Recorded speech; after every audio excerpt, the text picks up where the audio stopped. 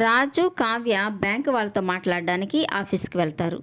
ఇక బ్యాంకు వాళ్ళైతే 100 కోట్లను మీరు ఎప్పుడు కట్టి క్లియర్ చేస్తున్నారని రాజును అడుగుతుంటారు. ఇక రాజు అయితే ఏం చెప్పాలో అర్థం కాక తడబడుతుంటాడు. ఇక కావ్య అయితే నేను మాట్లాడచ్చా అని రాజును అడుగుతుంటే తను మాట్లాడమని చెప్తాడు. ఇక తను నా భార్య అని వాళ్ళకి పరిచయం చేస్తాడు.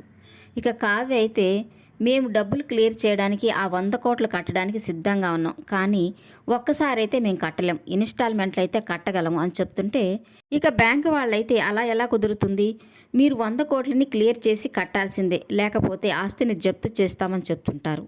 ఇక కావ్య అయితే మా తాతయ్య గారు 100 కోట్లకి షూరిటీ పెట్టిన మాట నిజమే, ఆ కంపెనీ వాళ్ళు బోర్డు తిప్పేసిన మాట నిజమే, దానికి బాధ్యత వహించి మేము డబ్బులు కట్టాలనుకునేది కూడా వాస్తవమే, కానీ మేము డబ్బులు కట్టాల్సి వస్తుందని ముందే ఊహించి అంత డబ్బులు మా దగ్గర పెట్టుకోం కదా, బ్యాంకులో లోన్ తీసుకున్నప్పుడు ఈజీగా కట్టడానికి ఇన్స్టాల్మెంట్ ఇస్తారు కదా, అలా మాకు కూడా ఇన్స్టాల్మెంట్ ఇస్తే మేము తిరిగి ఆ డబ్బులు కట్టేస్తాం, పైగా ఆ డబ్బులు మేమేం తినలేదు, మీకు డబ్బులు తిరిగి రావడం కావాలా లేక ఆస్తి జప్తు చేయడం కావాలా అని అడుగుతుంటే ఇక బ్యాంకు వాళ్ళైతే అలాగే కావ్య గారు మీరు చెప్పినట్టుగానే ఇన్స్టాల్మెంట్ పద్ధతిలో డబ్బుల్ని కట్టండి అని చెప్తారు. కావ్య సమస్యని అంత ఈజీగా పరిష్కరించేసరికి రాజుకి ఒక్కసారిగా తన మీద ఉన్న భారం అంతా దిగిపోయినట్టుగా చాలా హ్యాపీగా ఫీల్ అవుతుంటాడు.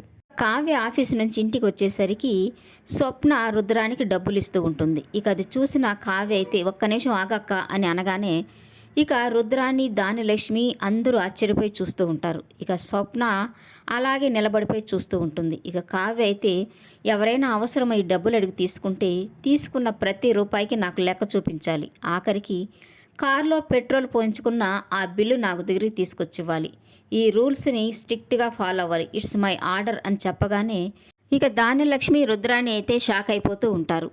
ఇక కావ్య తీసుకున్న నిర్ణయానికి రాజు, స్వప్న, అపర్ణ అయితే చాలా సంతోషపడిపోయి కావ్యను చూస్తూ ఉంటారు.